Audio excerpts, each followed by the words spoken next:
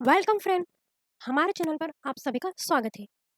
दोस्तों, last video में हमने पेरोल से रिलेटेड कुछ टॉपिक को क्लियर करना सीखा था। जैसे हमने सबसे पहले पेरोल यूनिट्स क्रिएट करना सीखा था, देन हमने अटेंडेंस प्रोडक्शन टाइप्स को क्रिएट करना सीखा था। इसी तरह हम आगे बढ़ते हैं और आज इस वीडियो में हम पे हेड क्रिएट करना, एम्प्लॉयज़ कैटेगरी को क्रिएट करना और एम्प्लॉयज़ ग्रुप को क्रिएट करना सीखेंगे। लास्ट वीडियो पे हमने यह तो बता दिया था कि पेरोल क्या होता है और इसमें ये सारी चीज़ें कहाँ पर और क्यों यूज़ की जाती हैं। ठीक है, तो चलिए इसी तरह से हम अब वीडियो को आगे बढ़ा लेते हैं कि अगर आपने अभी तक हमारे चैनल को सब्सक्राइब नहीं किया है तो अभी जाकर हमारी बेल आइकन को क्लिक कर हमारे चैनल को सब्सक्राइब जरूर करें। तो चलिए अब हम सबसे पहले पे हेड को बनाना सीखते हैं। इसके लिए हम सबसे पहले टैली ERP 9 पर चलते हैं और यहाँ पर आपको गेटवे ऑफ टैली पर मास्टर ऑप्शन दिया गया है। यहाँ पर सेकेंड ऑप्शन पेरोल इन्फो का दिया गया है, जिसकी शॉर्टकट की आपको यहाँ पर एल दी गई है, जो कि हाईलाइट है। हम इसको इंटर करते हैं, देन यहाँ पर पेरोल इन्फॉर्मेशन की सारी डिटेल्स दी गई है। एक एक करके हम इन सभी ऑप्शंस को क्लियर कर रहे हैं। लास्ट वीडियो पे हमने यूनिट क्रिएट करना सीख लिया था, अटेंडेंस प्रोडक्शन टाइप्स को क्रिएट करना सीख लिया था। देन अब यहाँ पर हम पे हेड को क्रिएट करना सीखेंगे। पे हेड थोड़ा लंबा होता है, सबसे बड़ा होता है, इसको क्रिएट करने में थोड़ा टाइम लगता है, तो आप इसे हमारे साथ नोट डाउन करते चलिए ताकि बाद में आपको कोई प्रॉब्लम ना हो। ठीक है, अब यहाँ पर हमें पे हेड दिया गया है और पे हेड में हाईलाइट ऑप्शन पी है, या तो आप पी को क्लिक कर दें या फिर आप इंटर कर दें। देन यहाँ पर क्रिएट ऑप्शन दिया गया है, हम पहले यहाँ पर क्रिएट करते हैं। देन ये पूरी पे हेड क्रिएट करने की ये पूरा फॉर्मेट आ गया है। ठीक है, अब पे हेड होता क्या है पहले वह जान लीजिए।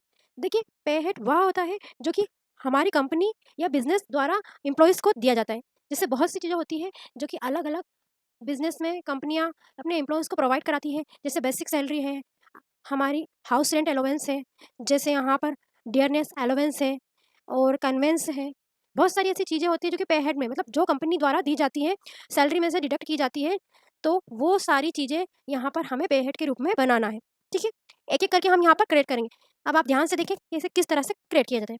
सबसे पहले हमारा पे हेड है बेसिक सैलरी, हम यहाँ पर नेम में बेसिक सैलरी लिखेंगे। ठीक है, नेक्स्ट नीचे आते हैं पे हेड टाइप्स। तो यहाँ पर बहुत सारे ऑप्शन दिए गए हैं। पे हेड टाइप्स में बोनस है, डिडक्शन फ्रॉम एम्प्लॉयज है, अर्निंग फ्रॉम एम्प्लॉयज है, अर्निंग फ्रॉम एम्प्लॉयज है, एम्प्लॉयज स्टेटरी डिडक्शन है, employees other charges, employees स्टेटरी contributions है। तो ये सारे जो ऑप्शन दिए गए हैं, हमें ये बताना है कि जो बेसिक सैलरी है वो किस हेड के अंदर आएगी, मतलब किससे रिलेट करेगी, कहाँ से करेक्ट, कहाँ से दी जाती है, कहाँ से प्राप्त होती है। तो ये हमारी क्या है, हमें ये बताना है बेसिक सैलरी। तो हमें यहाँ पर अर्निंग फ्रॉम एम्प्लॉयज, ये हमारी अर्निंग है, तो यहाँ पर अर्निंग फ्रॉम फॉर एम्प्लॉयज़ आएगा। ठीक है, अब इनकम टाइप में अर्निंग हमारी फिक्स होती है, तो यहाँ फिक्स आ जाएगा।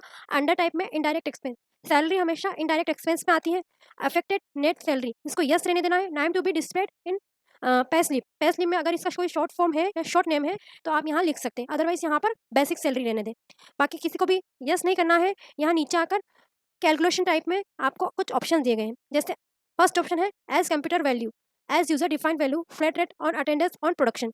देखिए, हमारी बेसिक सैलरी क्या होती है, मतलब बेसिक सैलरी किस हिसाब से दी जाती है, मतलब एक तरह से फिक्स होती है, वो फ्लैट रेट के अंतर्गत आती है। एज कंप्यूटराइज मतलब क्या उसको परसेंट में दिया जाता है, क्या कट करके दिया जाता है। User defined value means value के रूप में दिया जाता है। ऑन अटेंडेंस टाइप, अटेंडेंस के आधार पर दिया जाता है। तो हमें यहाँ पर फ्लैट रेट करना है, क्योंकि बेसिक सैलरी जो होती है फिक्स होती है। ऐसा नहीं होता है कि 10 दिन आपने काम किया है, 20 दिन आपने काम किया है अदर, तो उसके हिसाब से सैलरी है, मतलब फिक्स सैलरी होती है जो कि आपकी हर मंथ में आपको दी जाती है। ठीक है, इसको इंटर करेंगे। देन नीचे हमें कैलकुलेशन पीरियड में यहाँ पर लिस्ट ऑफ पीरियड दी गई है, आपको यहाँ पर मंथ से करना है, क्योंकि सैलरी मेरा मंथ में दी जाती है। यहाँ पर नोट एप्लीकेबल करना है राउंडेड मेथड में। सेकंड हमने कन्वेंस बना लिया है। कन्वेंस का मतलब क्या होता है उससे भी समझो। देखिए, कन्वेंस जो है इसको आप बोल सकते हैं किराया, रेंट। जो कंपनी के काम के लिए कोई भी एम्प्लॉयी बाहर जाता है तो उसका जितना भी खर्चा होता है वो कन्वेंस के अंदर आता है। ठीक है ना? तो यहाँ पर हमें नीचे आना है। नीचे पे हेड टाइप्स में हमें ये किससे रिलेट करता है, मतलब ये किसके अंतर्गत आता है। ये भी आपके कन्वेंस भी आपके किस में से ऐड होके आता है, अर्निंग फॉर एम्प्लॉयज़, तो ये अर्निंग फॉर एम्प्लॉयज़ आएगा। ये भी इनकम टैक्स में आपको फिक्स रखना है, क्योंकि कन्वेंस भी एक तरह से कंपनी का फिक्स होता है। मीन्स आपको कहीं भी जा रहे हो या फिर आप कंपनी के कोई काम के लिए बाहर जा रहे हो तो कन्वेंस मान लीजिए ₹500 देना, तो ये कन्वेंस फिक्स है। मतलब इससे ज़्यादा या कम हम कर नहीं सकते, क्योंकि वो कंपनी से रिलेटेड है। ठीक है। अंडर में है इनडायरेक्ट एक्सपेंस में आएगा, ठीक है। यहाँ अफेक्टेड नेट सैलरी को यस ही रहने देना। कन्वेंस का अगर कोई शॉर्ट नेम है तो वो यहाँ लिख सकते हो, और फिर नीचे आकर कैलकुलेशन टाइप में हमें यहाँ पर फ्लैट रेट देना है। देखो फ्लैट रेट क्यों दिया जाता है, क्योंकि यहाँ पर भी एक रेट फिक्स रहती है, मतलब फ्लैट रहती है, मतलब यहाँ पर भी चेंज नहीं कर सकते हो। आपकी कंपनी ने या आपके बिजनेस में जो भी है उसमें अगर एक फिक्स रेट कर रखी है तो वो आप ना उसको कम कर सकते हो ना ज़्यादा कर सकते हो, तो वो फ्लैट रेट के अंदर आएगा। अगर आपको कहीं भी जा रहे हो, आपका रेंट वगैरह है या फिर उसका खर्चा है, आप इतने फिक्स रेट में दे रहे हो, तो फिक्स फ्लैट रेट के अंदर ही आएगा, ठीक है। नेक्स्ट है, ये मंथ के कैलकुलेशन पीरियड में आपका मंथ ही आएगा, क्योंकि हर मंथ के सैलरी के साथ डिडक्ट दिया जाता है, ठीक है। फिर यहाँ पर लिस्ट ऑफ राउंडिंग मेथड में इसको नॉट एप्लीकेबल करना है, एक्सेप्ट कर देना। तो इस तरह से आप पे हेड को आसानी से बना सकते हैं।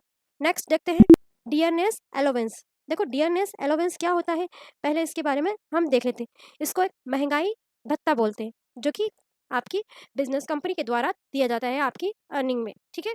पे हेड टाइप में हम यहाँ पर नीचे आते हैं। यहाँ पे हेड टाइप में हमें अर्निंग फॉर एम्प्लॉयज़, क्योंकि यह भी हमारी एक तरह की अर्निंग होती है, ठीक है। तो ये employees for employees, earning for employees के अंदर आएगा। इनकम टैक्स में ये भी फिक्स रहेगा, ये फिक्स ही आपकी रहती है। डियरनेस अलाउंस अंडर में आपका इनडायरेक्ट एक्सपेंस आता है। देखिए डायरेक्ट एक्सपेंस में बहुत कम ही चीज़ें आती है, जो कि कभी-कभी आपको दी जाती है, कभी-कभी आपको मिलती है, ठीक है ना? जो कि कभी-कभी होती है, मतलब कंटिन्यू या हमेशा नहीं होती, वो चीज़ें डायरेक्ट के अंदर आ जाती है। इनडायरेक्ट एक्सपेंस में अधिकतर चीज़ आती है, जो कि कंटिन्यूअसली चलती है या फिर ज़्यादा दी जाती है, बार-बार दी जाती है, ठीक है? अफेक्टेड सैलरी को हमें यहाँ पर यस रखना है।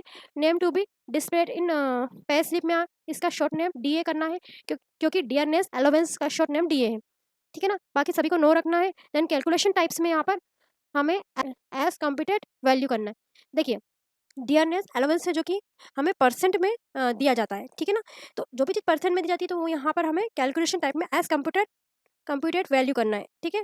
और जैसे हम एज़ कंप्यूटेड वैल्यू करते हैं, तो यहाँ पर ऊपर है हमारा मंथ, कैलकुलेशन पीरियड में मंथ ऑटोमेटिक आ जाएगा, ठीक है? यहाँ नॉट एप्लीकेबल करना है। देन कंप्यूटेशंस इन्फॉर्मेशंस में यहाँ पर आपको ऑप्शन दिए गए मेथड ऑफ कंप्यूटेशन।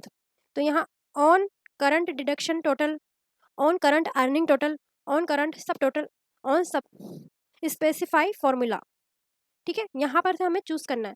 देखिए डियरनेस अलाउंस जो कि है हमारा महंगाई भत्ता, ये परसेंट में दिया जाता है, तो इसके लिए हमें जो फॉर्मूला लगाना होता है, तो ये यहाँ पर ऑन स्पेसिफाइड फॉर्मूला के अंदर आएगा, ठीक है। अब स्पेसिफाइड फॉर्मूला पे जैसे क्लिक करते हैं हम यहाँ पर, तो आपको ये पे हेड की लिस्ट ओपन हो जाती है।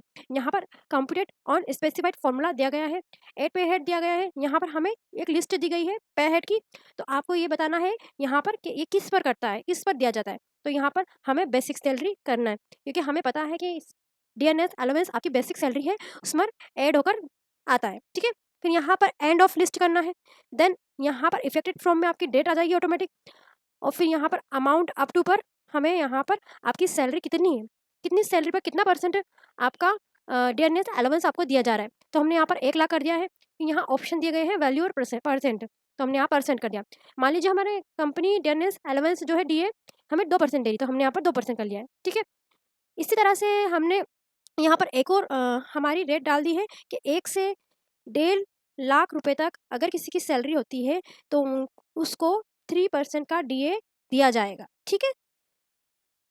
इंटर करके फिर नीचे आते हैं, नीचे भी इंटर करेंगे और फिर यहाँ पर एंड ऑफ लिस्ट कर देंगे, ठीक है। इस तरह से आप इसको ऑन स्पेसिफाइड फॉर्मूला लगाकर आपकी जो डीएनएस अलाउंस है उसको ले सकते हैं। इसको इंटर करके एक्सेप्ट कर देते हैं। देन नेक्स्ट को हम देखते हैं एम्प्लॉयज स्टेट इंश्योरेंस डिडक्शंस, ठीक है। मतलब ईएसआई, ईएसआई जो है हमारी उसके बारे में है। सबसे पहले हम यहाँ पर ईएसआई होता क्या है उसके बारे में थोड़ा सा जान लेते हैं, ठीक है। देखिए ईएसआईडी जो होता है एम्प्लॉयज स्टेट डिडक्शन, मतलब मेडिकल ट्रीटमेंट के लिए पैसा कटता है। ये आपकी जो सैलरी होती है बेसिक, वो एम्प्लॉयज़ की, वो हर मंथ आपकी सैलरी में से 1-2% तो वहाँ से ये हर मंथ कटता रहता है, और उस पर आप फ्री में क्या कर सकते हो, मेडिकल ट्रीटमेंट करा सकते हो। मतलब कि ईएसआई जो है आपका एक तरह से इंश्योरेंस, मेडिकल इंश्योरेंस के लिए ये आपकी सैलरी में से कुछ परसेंट आपके पैसे डिडक्ट किए जाते हैं। ईएसआई के कार्ड बनवा के मेडिकल ट्रीटमेंट का आप लाभ ले सकते हो फ्री में ही, ठीक है ना? ठीक है। ईएसआई अगर आपकी कंपनी देती है, तो आपकी जो मंथली जो सैलरी है उसमें से जितना परसेंट 1% 2% जो है हर मंथ आपकी सैलरी में से कटता रहेगा। अगर आगे जाकर आपको कोई हेल्थ से रिलेटेड मेडिकल इश्यू हुए हैं, आपकी कोई ट्रीटमेंट के लिए कोई प्रॉब्लम हुई है, तो आपके नाम का ईएसआई का एक कार्ड बनता है आपके नाम का। अगर आप चाहो तो आपके फैमिली मेंबर के नाम को भी इसमें ऐड कर सकते हो। फिर आप चाहो तो फ्यूचर में जब भी आपको मेडिकल ट्रीटमेंट की आवश्यकता होती है तो आप ईएसआई कार्ड का यूज़ करके ईएसआई हॉस्पिटल में फ्री में ट्रीटमेंट करवा सकते हैं। ठीक है? तो इसको बोलते हैं हम ईएसआईडी। ठीक है? अब नीचे आते हैं हम यहाँ पर पे है टाइप में क्या होगा? यहाँ पर एम्प्लॉइज़ स्टैट्यूटरी डिडक्शन। क्यों? क्योंकि ये जो है एम्प्लॉइज़ की सैलरी में से डिडक्ट हो रहा है तो डिडक्शंस में आएगा। ठीक है ना? अगर ये एम्प्लॉइज़ की अर्निंग होती तो अर्निंग में आता, बट ये डिडक्शन है तो इसलिए ये एम्प्लॉइज़ स्टैट्यूटरी डिडक्शन में आएगा। अब अंडर में यहाँ पर हमें करंट लायबिलिटीज़ लिखना है। ठीक है? और अफेक्टेड सैलरी यस रखना, name to be displayed in pay slip और ईएसआई जो कि इसका शॉर्ट नेम है वो यहाँ पर रखना है। ठीक है? देखिए यहाँ पर आपने यहाँ ये सही करा तो ये डायरेक्टली आपका कैलकुलेशन पीरियड पर आ जाएगा। ये मतलब जो एम्प्लॉइज़ स्टैट्यूटरी इंश्योरेंस है ईएसआई, ये एज़ कंप्यूटर वैल्यू पर ही डिडक्ट किया जाता है, इसलिए उसने ऑटोमेटिक इसको ले लिया है। देन कैलकुलेशन टाइप में हमें यहाँ पर मंथ करना है और इंटर करके कंप्यूटराइज़्ड जो इन्फॉर्मेशन है इस पर आ जाना है। ठीक है? यहाँ पर हमें ऑन स्पेसिफाइड फ़ॉर्मूलाज़ पे जाना है क्योंकि हमें पता है कि ये परसेंट में डिडक्ट किया जाता है। देन नीचे आना है और ये चीज़ें आपको याद रखनी चाहिए कि ये जो हमारा ईएसआई है ये 4 जगहों पर डिडक्ट किया जाता है। सबसे पहले तो हमें यहाँ पर याद रखना है कि बेसिक सैलरी पर डिडक्ट होता है, फिर यहाँ पर एट पे हेड करना है, देन यहाँ पर कन्वेंस पर भी डिडक्ट किया जाता है, देन एट पे हेड करना है और यहाँ एचआरए पर भी लिया जाता है, देन नेक्स्ट एड पे करना है और ओवरटाइम पे पर भी यहाँ पर डिडक्ट किया जाता है। देन एंड ऑफ लिस्ट करना है। देन यहाँ पर इफेक्टिव फ्रॉम में आपकी डेट आ जाएगी, अमाउंट अप टू पर हमें जितनी भी सैलरी पर ये आपका जो है ईएसआई आपका कटता है वो हमें यहाँ पर कितना परसेंट कटता है वो डालना है। देन यहाँ पे स्टेप टाइप में परसेंट करना है। देन यहाँ पर मान लीजिए 2% हमारा डिडक्ट हो रहा था, 2% करेंगे। देन नेक्स्ट भी अगर आप स्लैब डालना चाहते हो तो आपके हिसाब से डाल सकते हैं। देन इसको एक्सेप्ट करके यहाँ पर एंड ऑफ लिस्ट करके ईपीएफ यानी एम्प्लॉय प्रोविडेंट फंड, ये हर मंथ आपकी सैलरी से कुछ परसेंट पैसा कटता रहता है और लास्ट में जब आपकी पेंशन होती है तो उसके दौरान ये आपको दिया जाता है। सबसे ज़्यादा आपका एक डिडक्शन किया जाता है। ठीक है? जो कि आपकी पेंशन के बाद आपको ये मिलता है इकट्ठा। ठीक है? पे हेड टाइप्स में एम्प्लॉइज़ स्टैट्यूटरी डिडक्शन आएगा क्योंकि ये एक तरह का डिडक्शन है, आपकी सैलरी से डिडक्ट होता है। देन नेक्स्ट अंडर में इसको करंट लायबिलिटीज़ में डालना है, अफेक्टेड नेट सैलरी को यस करना है, name to be display pay slip को यहाँ पर ईपीएफ करना है। देन यहाँ पर calculation types as computed value automatic आ जाएगा। देन कैलकुलेशन पीरियड में मंथ करना है और इधर आ जाना है और फिर यहाँ पर कंप्यूटेशन इन्फॉर्मेशन में ऑन स्पेसिफाइड फॉर्मूलाज करना है, देन इंटर करना है और यहाँ पर आपको पे हेड को ऐड करना है जिस पर ये ईपीएफ डिडक्ट होता है। तो यहाँ हमें पता है हमारी बेसिक सैलरी पर डिडक्ट होता है तो यहाँ पर बेसिक सैलरी कर देंगे और फिर एंड ऑफ लिस्ट कर देंगे। देन यहाँ पर इफेक्टेड फ्रॉम में हमारी जो करंट डेट है वो आ जाएगी। देन यहाँ पर अमाउंट अप टू कितनी सैलरी पर कितना हमें ईपीएफ प्राप्त होता है। तो यहाँ पर 1,00,000 हमने कर दिया है, परसेंट वैल्यू में डाला है 10%। देन यहाँ पर अगर आप और भी स्लैब को ऐड करना चाहते हैं तो यहाँ पर ऐड कर सकते हैं। देन यहाँ पर एक्सेप्ट करके इसको इंटर कर दें। एचआरए यानी हाउस रेंट अलाउंस। अब जो भी आपकी कंपनी है वो अगर आपको हाउस रेंट पे प्रोवाइड कराती है, देती है, तो आप इस तरह से उसके पे हेड को क्रिएट कर सकते हैं। ठीक है ना? देखिए कोई ज़रूरी नहीं है कि ये सारी चीज़ें आपकी कंपनी आपको दे, आपकी डिडक्ट आपकी सैलरी से हो। जितनी भी आपकी रिक्वायरमेंट आपकी कंपनी जो भी देती है तो आप उतना ही यहाँ पर क्रिएट कर सकते हो। ठीक है? जो चीज़ें आपकी कंपनी आपको प्रोवाइड करवाती है, डिडक्ट करती है। ठीक है? हम यहाँ पर आपको सिर्फ एग्जाम्पल के तौर पर जो चीज़ें डिडक्ट होती है वो सारी चीज़ें यहाँ पर बता रहे हैं और मिलती है। ठीक है? ये किससे डिडक्ट किया जाता है? तो यहाँ भी आपकी अर्निंग फॉर एम्प्लॉइज़ के अंदर आएगा। ये भी फिक्स होती है, ठीक है ना? और ये भी आपकी इनडायरेक्ट एक्सपेंस के अंदर आती है, ठीक है? अफेक्टेड नेट सैलरी यस करना है और इसका शॉर्ट नेम जो भी है display in pay slip HRA, ठीक है? बाकी सबको नो रहने देना है। कैलकुलेशन टाइप में एज़ कंप्यूटर वैल्यू आएगा, क्योंकि ये भी परसेंट में आपको कैलकुलेट करके दी जाती है। वैल्यू में भी दे सकते हैं बट ये कैल एज़ कंप्यूटेड वैल्यूज़ के अंदर आएगी ताकि फ़ॉर्मूलाज़ लग सके। देन यहाँ ऑटोमेटिक मंथ आएगा, इधर आइए कंप्यूटेड के अंदर यहाँ पे हमें ऑन स्पेसिफाइड फॉर्मूला डालना है, इसमें कट के आती है तो वो बेसिक सैलरी के अंदर आती है। तो यहाँ पे हेड में हमें बेसिक सैलरी देना है, एंड ऑफ लिस्ट डालना है, एक्सपेक्टेड फ्रॉम में आपकी डेट आ जाएगी, देन अमाउंट टू आप में आपकी जितनी भी सैलरी के बाद आपको एचआरए प्राप्त होता है वो यहाँ पर हम लिख लेंगे। यहाँ परसेंट कर देंगे, मान लीजिए 5% का आपको एचआरए प्राप्त होता है तो यहाँ पर हम 5% हम डिडक्ट वैल्यू डाल देंगे। देन नेक्स्ट स्टेप भी डालना चाहते हो अगर हो तो आप यहाँ से डाल सकते हो। हम इसको एक्सेप्ट कर लेट जो होता है कंपनी से रिलेटेड होता है तो पे है टाइप्स में डिडक्शन फॉर एम्प्लॉइज़, मतलब जो भी होता है डिडक्ट आपकी डिडक्शंस आपकी एम्प्लॉइज़ की में से ऐड होके निकलता है तो यहाँ पर डिडक्शन फ्रॉम एम्प्लॉइज़ आएगा। ये अंडर में आपका करंट एसेट्स आएगा, ठीक है? यहाँ पर अफेक्टेड नेट सैलरी को यस ही रखना है, name to be display pay slip में लेट ही रखना है। कैलकुलेशन टाइप में ये कंपनी से रिलेटेड होता है, आपकी बिजनेस से रिलेटेड, तो ऑन प्रोडक्शन आएगा। ये ना आपकी अटेंडेंस है, फ्लैट रेट है, एज डिफाइंड वैल्यू है, ना ऑन कंप्यूटेड वैल्यू है। ये आपकी कंपनी से रिलेटेड, क्योंकि जो भी होगा फ़ायदा वो हमारी कंपनी को होगा, लेट होगा तो यहाँ ऑन प्रोडक्शन टाइप्स में ये आएगा। देन इंटर करने पे यहाँ पर लेट होगा, ठीक है। यहाँ हमें प्रोडक्शन टाइप में लेट करना है, देन एक्सेप्ट कर देना। अदर जो भी आपकी डिडक्शंस वगैरह है वो अदर्स अलाउंस में आ जाएगी। पे हेड टाइप्स में हम अर्निंग फॉर एम्प्लॉइज़, क्योंकि जो भी डिडक्शन होगी आपकी अर्निंग से ही डिडक्ट की जाएगी, ये भी फिक्स होगी और ये इनडायरेक्ट एक्सपेंस के अंतर्गत आएगी, ठीक है ना। अदर अलाउंस में other display in pay slip में अदर अलाउंस ही रखेंगे, बाकी सबको नो रखेंगे। ये कैलकुलेशन टाइप में ये फ्लैट रेट है, क्योंकि ये फिक्स रहता है अलाउंस, ठीक है। और यहाँ पर कैलकुलेशन पीरियड में यहाँ पर हमें मंथ करना है, क्योंकि हर मंथ को ये डिडक्ट किया जाता है, कि ऐड होता है, ठीक है ना। या नॉट एप्लीकेबल करके इसको एक्सेप्ट कर देंगे। Then next then next overtime. Overtime भी ऑन प्रोडक्शन के अंदर ही आएगा, क्योंकि ये भी कंपनी से रिलेटेड ही होता है। जो भी होगा ये भी आपकी अर्निंग फॉर एम्प्लॉइज़ के अंदर ही आएगा, ये फिक्स होता है और ये डायरेक्ट एक्सपेंस के अंदर आएगा, ठीक है। देखिए अधिकतर चीज़ें इनडायरेक्ट एक्सपेंस के अंदर, मतलब कुछ कुछ कभी कभी जो चीज़ें होती हैं वो डायरेक्ट के अंदर आती है, मतलब, ठीक है। जैसे ओवर टाइम जो है कभी कभी ओवर टाइम वगैरह पे किया जाता है, तो वो हमें डायरेक्ट एक्सपेंस के अंदर आता है। नेट इफेक्टिव सैलरी जो है आपकी वो यस ही रहना देना। Name to be displayed in pay slip को यहाँ पर ओटी करना है, क्योंकि ओवर टाइम पे का शॉर्ट जो नेम है ओटी है, ठीक है। बाकी सबको नो रहने देना है। बस कैलकुलेशन टाइप्स में यहाँ पर ऑन प्रोडक्शन करना है, क्योंकि ये भी आपकी कंपनी से रिलेटेड है, ठीक है ना। प्रोडक्शन टाइप में यहाँ पर ओवर टाइम करना है on horse 60 minute, not applicable करके इसको। नेक्स्ट है प्रोफेशनल टैक्स, ठीक है। प्रोफेशनल टैक्स ये भी आपकी, ये जो है प्रोफेशनल टैक्स, ये भी डिडक्शंस है जो कि एम्प्लॉयज़ स्टेटरी डिडक्शंस के अंदर आएगा, ठीक है ना। यहाँ पर आप अंडर में करंट लाइबिलिटीज़ को ऐड करेंगे, देन यहाँ पर यस रहने देना। Name to be displayed in pay slip में पीटी करना है, क्योंकि प्रोफेशनल पीएफ करना है। Name to be display in pay slip में यहाँ पर आपको पीएफ करना है, क्योंकि प्रोफेशनल टैक्स जो है उसका शॉर्ट नेम पीएफ होता है। यहाँ ऑटोमेटिक कैलकुलेशन टाइप में एज कंप्यूटेड वैल्यू आ जाएगा, क्योंकि ये भी परसेंट या वैल्यू में डिडक्ट किया जाता है, ठीक है। नीचे यहाँ पर हमें मंथ करना है, देन नॉट एप्लीकेबल करके यहाँ पर कंप्यूटेशन कंप्यूटेशन इन्फॉर्मेशन पर आ जाना है। कंप्यूट इसमें हमें ये ऑप्शन मेथड को चूज करना है। यहाँ पर देखिए प्रोफेशनल टैक्स जो है आपका एलरी जो आपकी टोटल जो करंट अर्निंग है उससे डिडक्ट किया जाता है, ठीक है ना। तो वो यहाँ पर हमें स्पेसिफाई फॉर्मूला नहीं डालना है, यहाँ करंट अर्निंग टोटल पर इंटर करना है। देन यहाँ पर इफेक्टेड फ्रॉम डेट डालना है। देन अमाउंट अप टू कितनी सैलरी पर कितना आपको आप प्रोफेशनल टैक्स आपका डिडक्ट हो रहा है वो यहाँ पर लिखना है। हमने 1 लाख लिख दिया है। अब इसे हम वैल्यू में देते हैं। जैसे मान लीजिए हमने यहाँ परसेंट की जगह वैल्यू करा, देन मान लीजिए 500 रुपये यहाँ पर हम 1 लाख की सैलरी पर पीएफ डिडक्ट कर रहे हैं, यहाँ दे रहे हैं, ठीक है ना। ठीक, नीचे आएंगे, अगर और भी स्लैब और भी अमाउंट आपको यहाँ पर ऐड करना है तो आप ये कर सकते हो।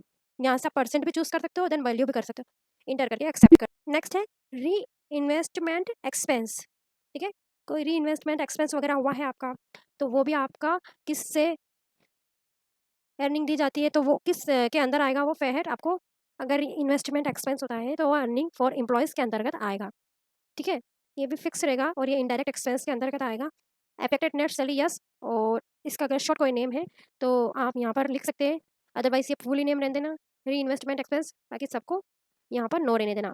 टीए मतलब ट्रेवल अलाउंस या वाहन भत्ता, या जो भी आप आपकी यात्रा भत्ता जो भी होता है ना, ठीक है।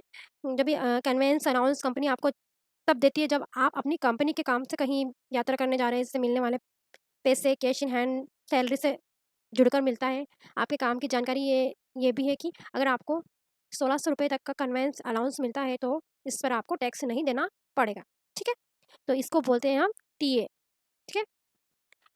हम इसको कन्वेंस के अंदर भी रख सकते हैं, कन्वेंस बनाना भी आपको बताया है, तो आप चाहे तो वो बनाएं या फिर ये दो इसके पे हेड के अंदर वो भी बना सकते हो। इसके पे हेड के अंदर earning for employees income type में फिक्स, ये इनडायरेक्ट एक्सपेंस के अंदर आएगा। इफेक्टिव नेट सैलरी को यस रखना है। नेम इसका शॉर्ट फॉर्म टीए है और यहाँ पर सभी को नो रखना है। बस यहाँ कैलकुलेशन टाइप में एज कंप्यूटेड वैल्यू करना है, क्योंकि ये भी जो डिडक्ट होता है जो आपका ये भी एज कंप्यूटेड वैल्यू में होता है और ये मंथली होता है, ऑटोमेटिक मंथ आ जाएगा यहाँ पर, ठीक है। यहाँ पर ऑन स्पेसिफाइड फॉर्मूला ही करना है। देन ये यहाँ पर हमें बेसिक सैलरी करना है, ठीक है। यहाँ पर इफेक्टेड फ्रॉम जो डेट है आपकी वो आ जाएगी।